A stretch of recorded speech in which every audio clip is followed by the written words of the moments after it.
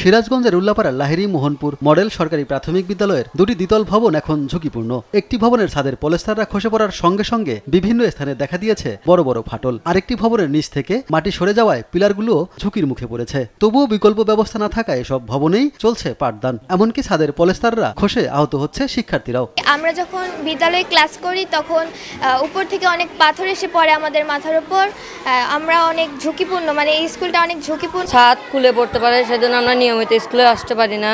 বিভিন্ন সময় চাপ খুলে পড়ে, এটা দেখে আমাদের অনেক ভয় করে। সন্তানদের স্কুলে পাঠিয়ে উৎকণ্ঠায় থাকার কথা জানিয়েছেন অভিভাবকরা। খসে পড়তেছে, সেজন্য আমাদের বাচ্চাদের নিয়ে আমরা ঝুঁকিপূর্ণ অনেকটাই আছি। শুধু আমার বাচ্চা না, এখানে অনেক বাচ্চা কাচ্চাই আছে। সরকার যদি আমাদের একটা ভবন করে দিত, আমাদের বাচ্চাদের নিয়ে আমাদের এই দুশ্চিন্তার থেকে আমরা মুক্তি পেতাম।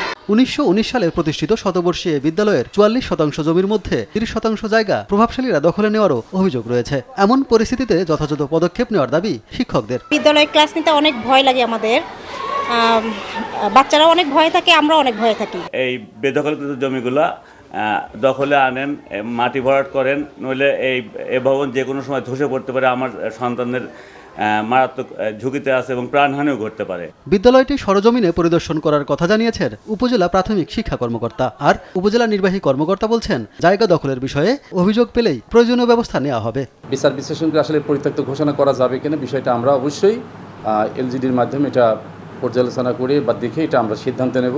ঊর্ধ্বতন কর্তৃপক্ষের নলেজে নিয়ে আসবো এবং কীভাবে আমরা এই দখলকৃত জায়গা আমাদের নিজেদের দখল নিতে পারি সে বিষয়ে অবশ্যই আমরা পদক্ষেপ নেব। এরকম কোনো অভিযোগ আমরা এখন পর্যন্ত পাই নাই। আমরা বিষয়টি খতিয়ে দেখব এবং আমরা আইনানুগ ব্যবস্থা নেব। শতবর্ষী এই বিদ্যালয়ে একদিকে ঝুঁকিপূর্ণ ভবন, অন্যদিকে জায়গা সংকট। তাই দ্রুত নতুন ভবন নির্মাণ ও নিরাপদ শিক্ষার পরিবেশ নিশ্চিত করার দাবি সংশ্লিষ্টদের।